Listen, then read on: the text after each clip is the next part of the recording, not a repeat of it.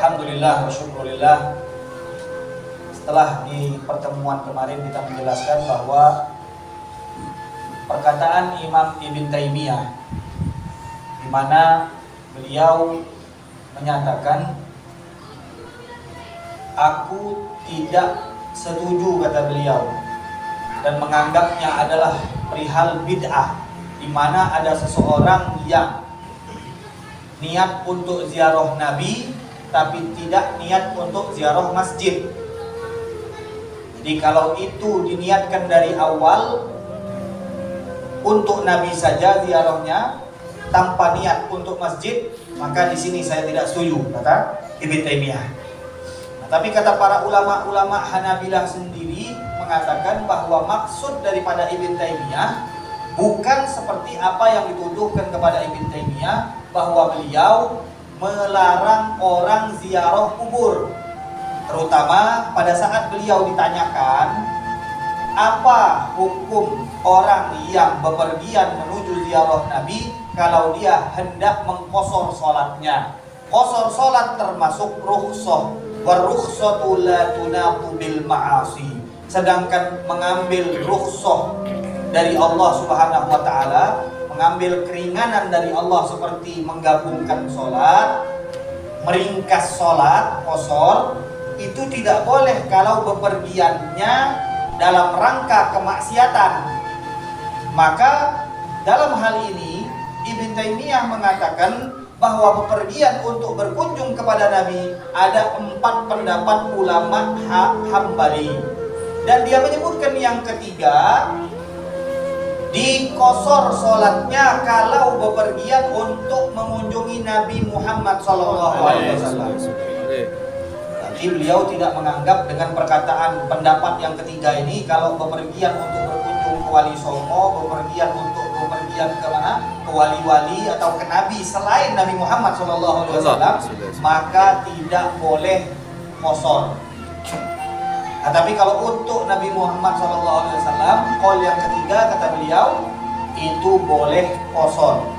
Nah, berarti beliau juga mendukung ziarah pada baginda Rasulullah SAW bukan termasuk kemaksiatan. Jadi paham ya di sini mengapa kok ada kaitan kosor sholat dengan safar yang dianggap maksiat? Karena kalau safarnya maksiat, maka jamak dan kosor atau menggabungkan dan meringkaskan sholat itu tidak boleh dilakukan kalau bepergiannya itu untuk maksiat. Nah, pada saat Ibn Taimiyah mengatakan boleh kosor untuk bepergian ziarah Nabi, berarti bepergian ziarah kepada baginda Rasulullah ini bukan termasuk bepergian menuju kemaksiatan menurut Ibn Taimiyah. Nah, dari inilah para ulama Hanabilah mengatakan bahwa Ibn Taimiyah tidak melarang orang mau ziarah Nabi. Yang penting jangan dilepas niat untuk berkunjung ke masjid Nabi. Jadi dari mana dia mengatakan kok tidak boleh dipisahkan niatnya? Karena Nabi mengatakan balik ke dalil yang awal, di mana Nabi mengatakan jangan bepergian kecuali ke tiga masjid. Nah, sudah kita jelaskan kalau seandainya itu benar kata Ibn Taimiyah seperti itu, maka kata para ulama diantaranya ada Syekh Salim Atiyah, sahib kitab Takmilah Adwa'il Bayan.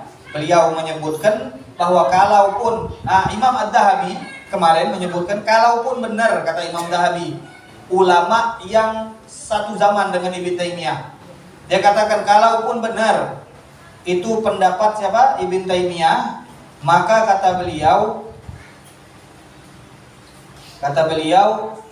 yang namanya orang bepergian ke masjid atau orang bepergian ke ziarah baginda Rasulullah itu sebenarnya sekarang sudah tidak akan terpisah, karena masjid di dalamnya ada makom baginda Rasulullah. Orang yang berziarah Nabi otomatis masuk di dalam masjidnya Nabi Muhammad SAW. Jadi menurut Imam Dhahabi yang hidup di tahun 600-an Hijriah, beliau mengatakan, atau 600-an akhir ya, dekat 700-an, beliau mengatakan tidak perlu diperdebatkan lagi.